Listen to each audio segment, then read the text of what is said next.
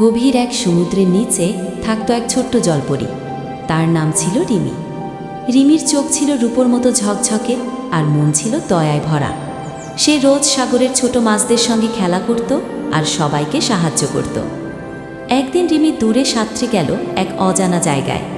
সেখানে সে পেল একটা পুরনো সোনার খাঁচা। খাঁচার ভেতরে কাঁদছিল এক ছোট্ট সোনালি মাছ।